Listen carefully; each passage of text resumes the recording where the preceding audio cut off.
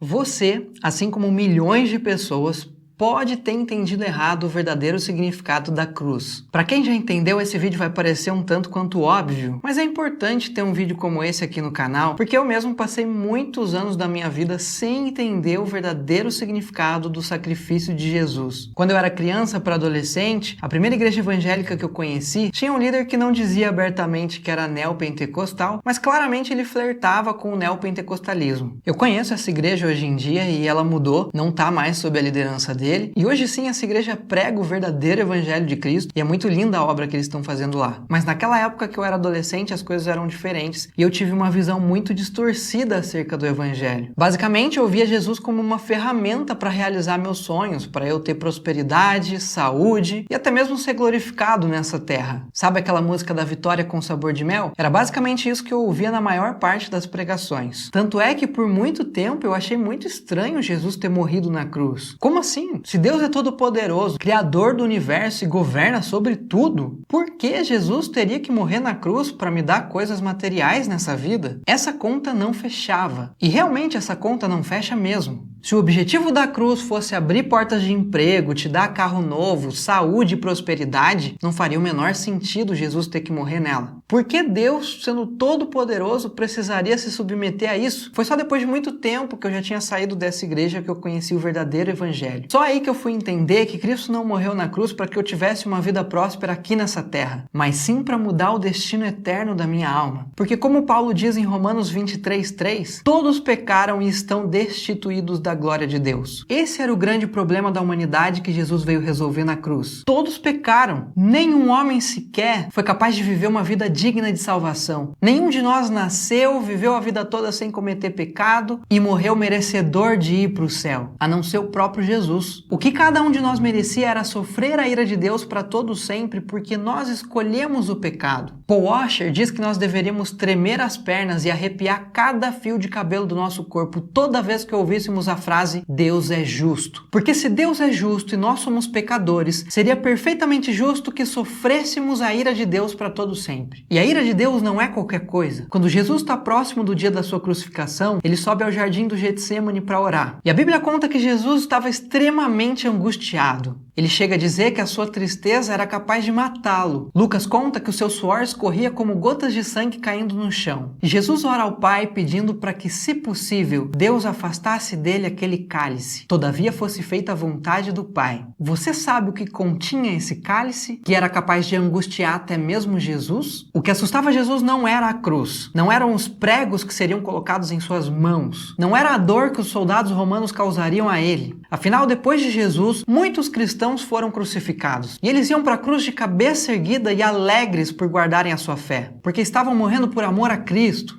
Então eu te pergunto, se muitas pessoas depois de Cristo não tiveram medo da cruz, você acha mesmo que o próprio Cristo teria medo desse tipo de morte? Não, meus amados. Jesus no Getsêmani não temia a cruz. Ele não temia o que os soldados romanos fariam com ele, mas sim o que Deus faria com ele naquela cruz. Todos aqueles cristãos foram crucificados por conta da sua fé, e nenhum deles bebeu nenhuma gota do que tinha naquele cálice. Cada gota desse cálice foi bebida por Jesus na cruz. E sabe o que tinha naquele cálice? A ira de Deus. Jesus se fez pecado em nosso lugar mesmo sendo inocente e recebeu sobre si o castigo que era para nós. Ao ponto de que uma das suas frases na cruz foi Deus meu, por que me abandonaste? Essa é a única vez em toda a Bíblia que Jesus chama Deus de Deus e não de Pai. Jesus tomou aquele cálice todo que continha a ira de Deus, para que nenhuma gota sequer caísse sobre os justos. E quem é considerado justo diante de Deus agora? Graças ao sacrifício de Jesus? Todo aquele que nele crê e sabe que de nenhuma outra forma seria capaz de justificar a si mesmo, a não ser por sua fé em Jesus. Todo que crê é considerado justo diante de Deus. O sacrifício dele foi a obra perfeita para que nós fôssemos justificados diante de Deus. Ele sofreu o castigo que era para nós para nos perdoar e nos reconectar ao Senhor,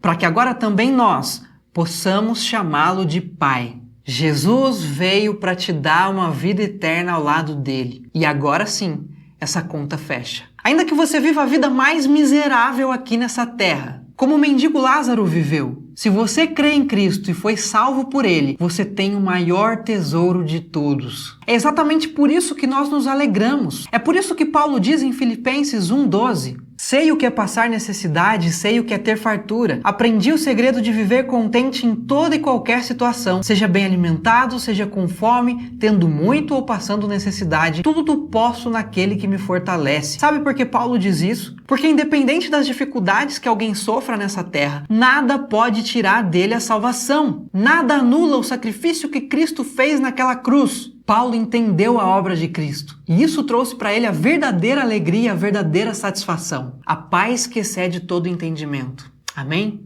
Eu sei que esse assunto para alguns já está bem esclarecido, mas era importantíssimo ter um vídeo como esse aqui no canal. Que o Espírito Santo continue testemunhando essa verdade no seu coração e que você, assim como Paulo, possa encontrar a verdadeira felicidade e a verdadeira paz em Cristo. Amém? Deus te abençoe e até já!